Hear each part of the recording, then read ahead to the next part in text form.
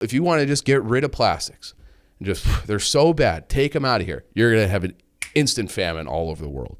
And we're going to see some of that play out here too. This is another topic we should talk about with this Russia-Ukraine crisis, where we're going to, there's going to be parts of the world that for real go through famine.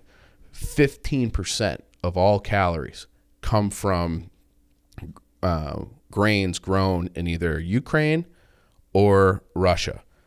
Ukraine, and their planting time is right now, typically. Nobody's planting shit because they're at fucking war. And Russians, even though they still are able to plant, they can't sell it anywhere. So it's locked inside their own country.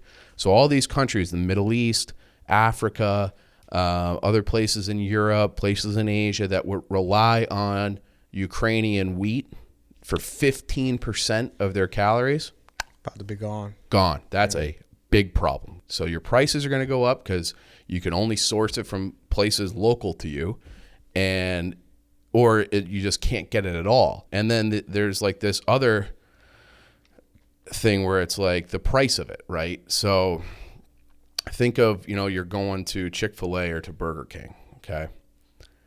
A box made out, a paper box, okay, costs like it costs about 12 cents to make that paper box.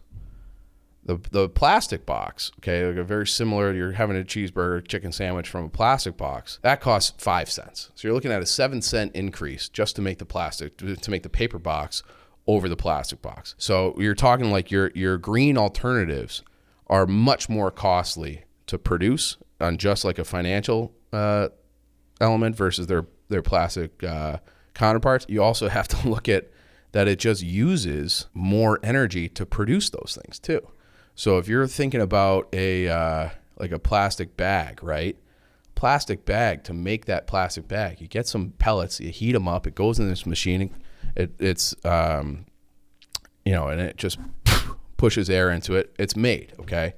Versus the amount of energy it takes to manufacture a paper bag. You're chopping down that tree, okay? So you're planting the tree, but you're also chopping it down. You're also probably spraying it with fertilizer. Then you have to ship those logs that you've cut down on some fucking 18-wheeler churning up gas, and that's going to go all the way to a paper mill. And the paper mill is going to create a pulp, and then they're probably going to send that pulp off to another factory. And that factory is going to use energy to configure it into a paper bag. Then they're going to take another truckload. So you're talking like 4 truckloads, 4 different forms of transportation, where if plastic pellets, they go directly into the manufacturing site for the plastic bag company. It's a quick and easy process. It's automated. You just dump these pellets in, you superheat them, and it doesn't take that much. It takes very little amount. And then they superheat them, and it's the same way you make a plastic bottle. You heat them up.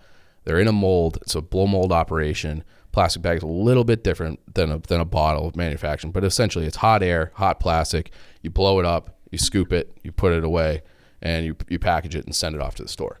So it's like a 2 transportation thing as opposed to like 6, okay? If you're saying that I have a hierarchy of problems with the environment, the one we hear about the most is global warming. Plastic, even though it is it's an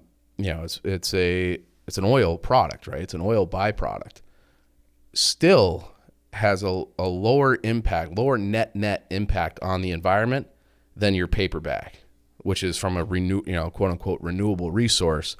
But you have to chop it down, you have to mill it, you have to ship it, you have to do all these different things just to get the same, just to get a more expensive, inferior end product for the user.